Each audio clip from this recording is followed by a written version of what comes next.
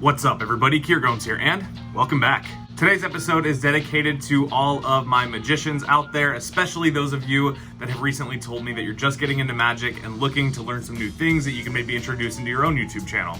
So with that being said, in today's episode, we are going to be covering a very simplified version of a very classic sandwich routine. I'm going to teach it two different ways. I'm going to teach it more for beginners, and then I'm going to teach kind of a advanced version of it that you can really grow into. Want to make sure that there's something for everybody, right? And make sure you stick around all the way to the end of this video because I'm going to be giving away a deck of the new DKNG yellow wheels by Art of Play. All that and more coming right up, but first, please do drop a like on this video and subscribe if you haven't already.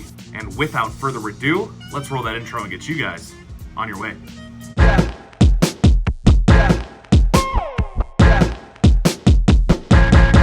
Let's go. Okay, so as with all of my tutorials, this is going to be kind of a three-piece video. It's going to be a performance of the effect, then it's going to be a breakdown of the mechanics, and then we will do some discussion on angles and or pattern if you're going to be performing it live. Remember, I am doing this two different ways, one for beginners and one for more intermediate or advanced, so I will do my best to edit them completely separately and make sure that those chapter times are in the description below. So first, let's get into what the effect looks like. Okay, so for this example, I will be using the yellow wheels by DKNG and Art of Play. These cards are great. I'm not going to be doing a full review of these, and you'll see why when we get into the giveaway, but if you're interested in winning some, make sure you stick around to the end of the video. Okay, so first let's get into the performance of a more simplified and beginner version of this effect. So to start this off, we are going to need two cards that are kind of pseudo duplicates. So in this case, I'm going to use the two jokers. Now you can use jokers, you can use the two queens, you can use two kings, two sevens, whatever you want. I like the jokers in this deck, so I will be using these. So once you've removed the jokers, you can go ahead and give the deck some cuts, or you can have the spectator shuffle the cards, really whatever you want to make sure that the cards are genuinely mixed, okay? Now what we're going to do is we're going to see where the spectator stops shuffling, and it is this card here, the 5 of clubs. So we're going to take the 5 of clubs, we're going to put it very, very carefully and very fairly into the middle of the deck, okay? Now we're going to take our two pseudo duplicates, so in this case the two jokers, and if I do this right, I should be able to, you can actually see this card materialize in between the two jokers, and it is your card, the 5 of clubs. Okay, so the advanced version of this just requires the same type of setup, so you're still gonna need your two cards. In this case, I'll be using the jokers. And again, we're gonna wanna have the cards thoroughly mixed up. You can have the spectator do this, or you can do it. It truly does not matter, okay? So now I'm just gonna have the spectator stop me when they see a card in the deck that they like. Let's say in this case, they stop me here on the 7 of spades, okay? So we're gonna take the 7 of spades and we're gonna leave it right there in the middle, not even gonna touch it, okay? Again, we're gonna take our two kind of pseudo duplicate cards, the two jokers, and if I riffle down the pack like this, you can actually see the card just quickly pops out, and it is your card, the 6 of spades. Now, when performing this effect, it really is up to you how you want to manage the control and how you want to manage the speed or the lack of speed that you do the reveal. It's really up to you. The way that I demonstrated it and taught it are things that I think are best for beginners for the beginner piece and best for advanced for the advanced piece. But if you're an advanced magician, you should have some experience with your own pattern. You should know what works for you. Okay, so let's get into the mechanics for the more simplified version. A lot of you probably already noticed that in the simplified version, there wasn't really a card control that had to take place. I kept it very simple and I just did a double lift. So the easiest way to justify this, if you're gonna be performing it, is just to have the spectator cut the cards for you, or you can reach out your hand, have them take half, and then you can cut the cards for them, whatever you want. But that's the best justification if you're gonna do a double, because then you can use the pattern of saying like, let's see where you cut to, right? Which I think is what I did in the performance. So I just did a strike double for this one. I have taught this on my channel, but basically it's using your index. It's similar to a push off. You're just gonna push over and then you're gonna use your index to quickly just pinch two cards and turn them over as one, okay? So you can see that was two cards. Takes some practice, but definitely worth it. So you're gonna do a double lift and you're gonna show the card that the spectator cut to. Now at this point, it's up to you. You can have them sign it, jot a signature, draw a smiley face, whatever you want. So you're gonna show them this is your card. Make sure that you don't forget it. You can have them sign it. So for this, let's say they sign it.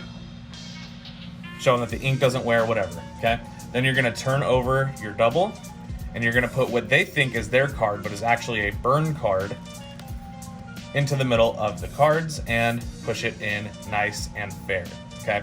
So now what you've effectively done is similar to a control, you've just maintained their card being on the top because originally it was in the second position and you put that top card in the middle, leaving this one left at the top, okay? So again, for this, I always just use jokers. For the most part, sometimes I'll use like 2 kings or 2 queens. It really just depends on how the cards look. But for a deck like this, one, I wouldn't recommend performing magic with it, but the jokers look so cool, we're just gonna use those, okay? So you're gonna take your pseudo duplicates. Remember that the card that your spectator chose is already on the top of the deck. So most of the dirty work is already done. There's just one other thing that we have to do. So we're gonna show our spectator the 2 cards that we're gonna use. You can have them inspect them. I always do things like this, or I rub them so that the spectator can see that there is nothing in between these cards, okay? While you're doing that, you're gonna show your spectator the cards, and subtly, you're just gonna push over that top card and get a Pinkie Break. And all a Pinkie Break is just stuffing your pinky wherever you need it in the deck, so that way whatever is above it or below it can be controlled effectively. So for this, we have the top card. We just want to get a Pinkie Break under the top card while we're using this direction and showing these jokers. So what that would look like would be, okay, so I have these 2 jokers, and these 2 jokers are going to help me find your card. Now, if I move these out of the way, you can see I'm just pushing over a card and grabbing a break, and then putting my hand back facing the spectator so you can see that there's nothing weird going on. Now what I'm gonna do is I'm gonna strip the joker on the bottom, so this one, to the top of the deck, and then I'm gonna do this little flourish to show that the cards are indeed just single cards, okay? It's a nice convincer, but it's not something that you wanna draw attention to. So what that should look like would be, we're gonna take these 2 cards, we're gonna see if they can help me out. Again, all you're really doing is effectively convincing your spectator that there is nothing off about the cards in your hand, okay? Now, don't worry about what this looks like. If you have a break, don't worry about setting the card on top like that. You can always square it up. It's just gonna look like you're making it flush with the rest of the deck. So if at first you drop it on there and it's not perfectly straight, just squeeze it and it'll go straight, okay? And then when you do this, again, this is just like a little finger roll, or it looks similar to flicker. You just do this to kind of, again, show that the card is indeed not gimmicked. Then what you want to do is you want to slide the card that's in your right hand under everything above the break, okay? So in this case, we have a break under this card. So we have a break here. We're gonna put the card on top, finger roll with this card, and then we're just gonna pop it under the Pinkie Break. So now, above the Pinkie Break is the spectator's card completely loaded and ready to go. And now all you need to do is reveal it. So let's recap that so far before we get into the reveal. So we shuffle the cards, we have the spectator shuffle them, whatever. We do a double lift, we show them that their card is the 2 of diamonds. You can have them sign it or whatever. Place it into the middle, nice and fair. And then again, the card is here on the top. We're gonna take our 2 jokers, showing that there is nothing strange about them, all the while doing a pushover and getting a Pinkie Break. Then you're gonna take the bottom joker, do a little finger roll with the other one, and catch everything above the break under, so that we are here with the card loaded and ready to reveal. Now at this point, it's up to you how you wanna reveal it. In the beginner version, I just nice and slowly rubbed until the card kind of fell out. Now I really like the way that that looks. I think it looks very clean. It's also very magical because it kind of draws out the whole process. But what I did in the advanced version was a little bit different. I took a more quick approach where I held the cards like this. I riffled the cards and made it seem like I was shooting the cards just by pushing up with my wrist here and up here at the same time. It makes it look like I just caught a card between the 2 jokers. So how you want to reveal it is up to you, but there you go. Okay, so some tips for practicing the beginner version of this effect. So if you're a beginner, you're probably used to spending hours and hours and hours practicing, or not putting in that time and not being satisfied with the results. I always say when an effect has multiple slides that go into it, the best thing you can do is practice them separately. So for the beginner version of this, I would definitely practice getting a double lift, or at least a control that you're super comfortable with doing. It doesn't have to be fancy. Spectators are not magicians. They're not looking for the same things that a magician would be looking for. Once you practice some kind of control and you've pretty much got it down, or some kind of double lift and you're really confident about it, then I would definitely recommend practicing loading the sandwich. So for the example, I use the jokers. Practicing loading up that sandwich is going to be very important. And the reason for that is because even if, let's say you're doing the pinky pull down and you're not super comfortable with it, even if you take a split second more, or there's a split second of hesitation or resetting, your spectator could catch on to that. So you really want to practice just kind of getting the flow of showing the two cards that you're going to use, getting the load very, very, very easily, and then I would practice whatever reveal is comfortable for you. As I mentioned in the tutorial, I like doing it slow sometimes, I like doing it fast and flashy sometimes. It really just depends on the audience, and after a few tricks, seeing kind of where they're at. Now, if you're gonna be doing this for camera, there's really no excuse. Just practice it a lot and make sure that before you do it, it looks seamless and it looks good. That's super important because this trick does have kind of a lot going on.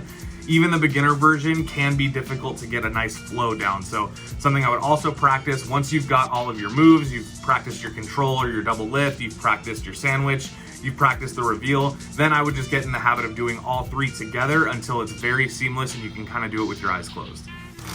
All right, so let's get into the giveaway. As I mentioned at the beginning of this video, this episode is sponsored by my friend James Kiernan over at The Card Inn. The Card Inn has been gracious enough to sponsor multiple episodes on this channel in the past, and we wanted to make sure that we gave some people a chance to get the new yellow DKNG wheels. Now, since I have not reviewed this deck, we thought it would be a fun opportunity for you guys to check out a different type of deck review. So if you want to win this giveaway and get a brand new sealed deck of yellow wheels by DKNG and Art of Play, all you have to do is like this video, make sure that you're a subscriber and enable those notifications, then head over to James's channel, The Card Inn, I will make sure it's linked down below, and watch his yellow wheels review and leave a comment letting him know that Kier sent you. After a few weeks, James and I will make sure that we pick a winner, and the announcement will be made on one of our channels or one of our Instagram accounts, and I will keep you posted on where you can find it. So if you guys like this tutorial, please do drop a like on the video, and if you are excited to win some cards as well, make sure that you drop a like, leave a comment on James's video, and make sure you're subscribed to both channels. Big shout out to James Kiernan over at The Card Inn for sponsoring this episode and giveaway. I really appreciate it, and